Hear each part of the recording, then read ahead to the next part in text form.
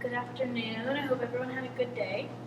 Today we're going to talk about communication and the different aspects of it and how we can use our new knowledge about communication to work with our students, our families, and our colleagues.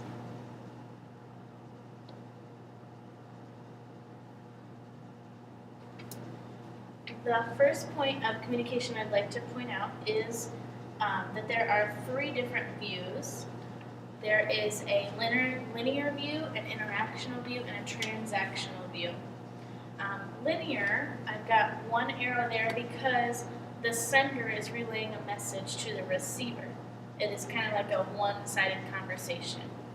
The receiver is just kind of taking it all in.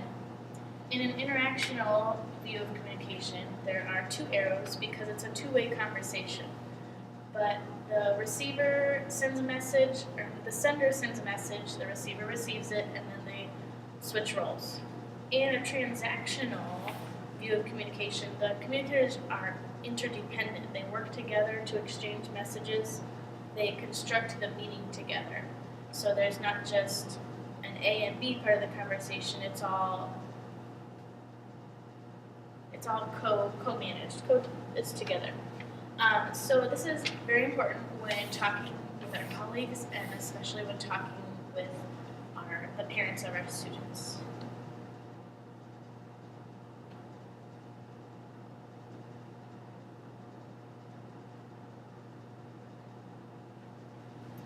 The next thing I want to talk about is perspective and culture. There's a couple different ways we can think about this.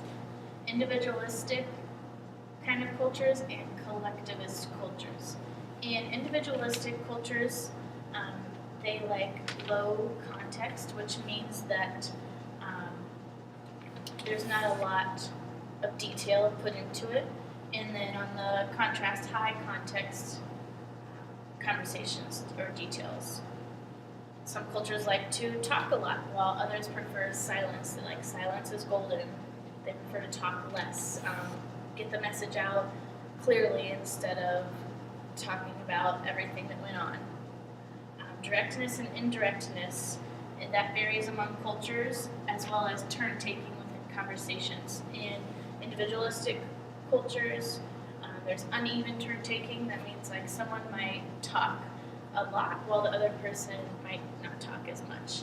Or the collectivist cultures believe in a balanced turn-taking within conversations. So I'm wondering, do you feel like you are more individualistic or collectivist? Thinking that our culture of the United States, if you can call it that, because we're so mixed, is individualistic. But personally, I feel like I have some mixed aspects between the two, individualistic and collectivist. I would rather stay silent. I'm not a small talker, so that's part of where I would be a collectivist. I would side with the collectivist cultures.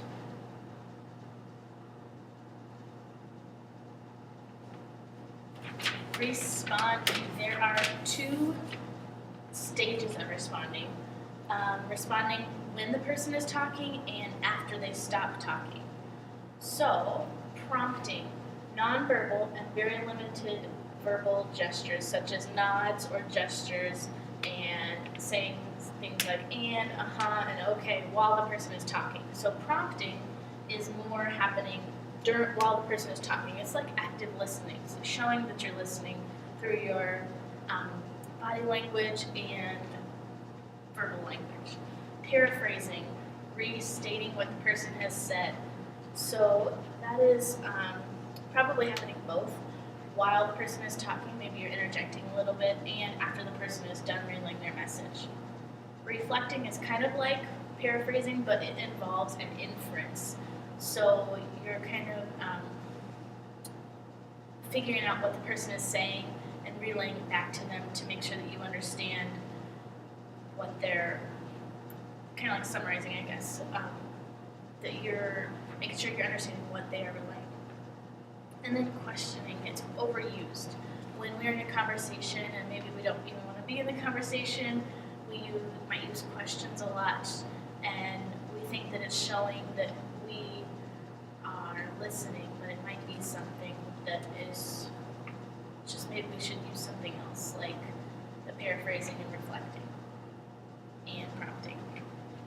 This is important with our colleagues and with our parents, parents of our families, making sure that we're responding while they're talking and after they're talking, so that we can show that we are understanding their message and having an empathetic ear towards their message.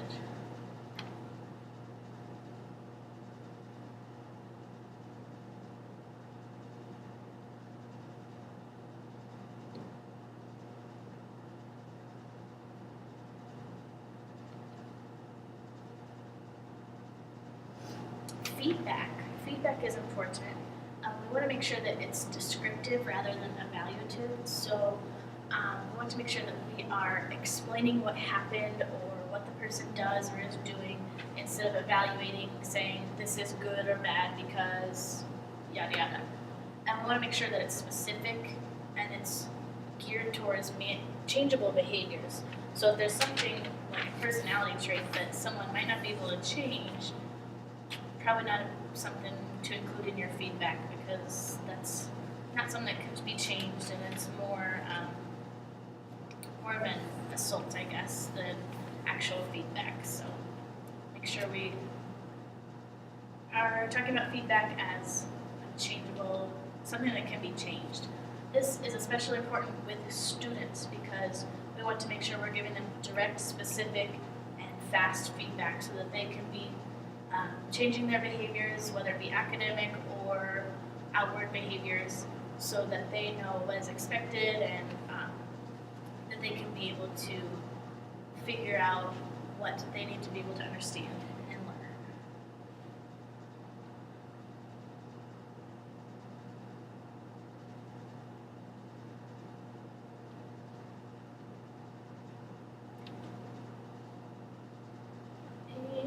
Lastly is question format. Questions can come in a few different varieties. We have direct and indirect. They can be specific and focused on a single issue. That is what direct questions are, specific and focused on a single issue. Indirect would be the opposite of that. Open questions. If you ask a question that you have no idea what kind of answer you're going to get, that is an open question. There's time and place for those, as well as closed questions, which are limited responses. We might have one single answer or a few, like multiple choice. Then the next one, single or multiple questions. Single questions are preferable to multiple. So instead of asking a student or a parent or a colleague many questions at a time that they may not be able to even process to be able to answer back, we want to make sure we're asking single questions one at a time. So thank you for joining us for the presentation on communication, and I hope that we can apply and use what we've learned today when working with our colleagues, our parents, and our students. Thank you.